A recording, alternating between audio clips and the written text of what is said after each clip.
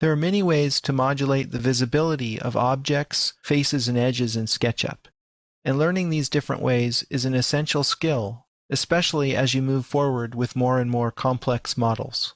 The most obvious way to hide something is to select it and press H. You can also do this from a menu. You can select something, go up to the Edit menu and choose Hide. Command E is hardwired on the Mac to this shortcut. You can also go up here and say Unhide the last, but I find that this particular item is kind of buggy on the Mac. It actually unhid all the objects. Sometimes it works, sometimes it doesn't. I prefer just to use the shortcuts H to hide and Shift H to unhide all. I can select this face and hide it by pressing H just the same. If I hide this edge, the faces that are defined from it remain. So it's important to understand that the visibility of something isn't actually affecting the model. It's merely displaying it or hiding it so that you can get to work and see what you're doing. I'll press Shift H to unhide all. So let me go ahead and hide these three objects, two groups and one component.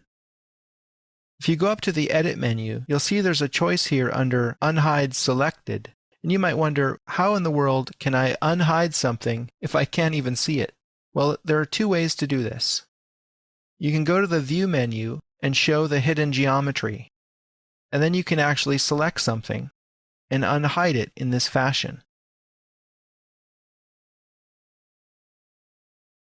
Alternatively, let me toggle the hidden geometry off.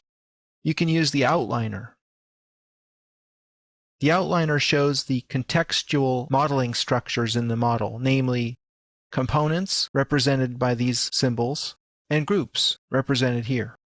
Typically, groups don't have a name, although it is possible to name them in Entity Info, and components must have a name, as indicated by these brackets. The objects that are hidden are grayed out, so I could select this component and then unhide it.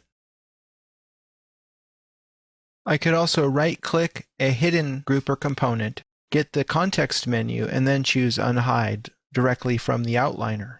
Incidentally, the outliner has disclosure triangles which reveal nested groups and components. Here in this case we have a component, which is the letter G, nested inside this group. This pentagon object is not represented in the outliner at all because it's not grouped, nor is it a component. I'll press Shift H to unhide all. Now let's talk about the differences in visibility between groups and components. If I double-click on the group, everything else is hidden temporarily while I work on the group. And that's happening because of a certain setting in Model Info. Let's take a look.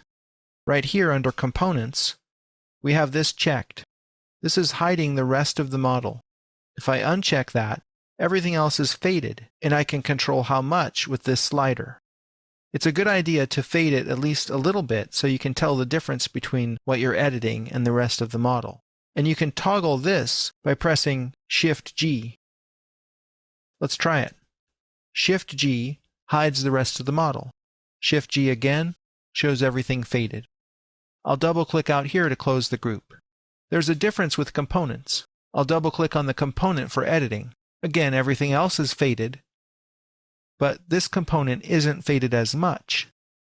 I'll press Shift G to hide everything else. Notice that this instance of the component remains visible. If I want to entirely hide that component, I can press Ctrl G, and that is equivalent to toggling this checkbox in Model Info. It fades similar components, either hiding or fading. So we have quite a plethora of settings modulating the visibility of objects. So just to recap, you have Shift G to hide the rest of the model. Ctrl G hides similar components. H is for hide. Shift H is for unhide all. There's a Ruby script I have loaded called Hide All by Todd Birch, and it's quite useful. It's similar to functionality that I'm used to in 3ds Max. I'll select an object and press Option Shift H. It hides the unselected. In other words, it lets me focus on my selection and work on it without the distraction of everything else and their structures. Then I can just press Shift H to get everything back. There's another good script by Todd Birch called Hide Tool, and it allows you to hide things by clicking. When you install the script, it's located at the bottom of the Edit menu. It's called Left Click Hide, and it needs no further description, just a time saver.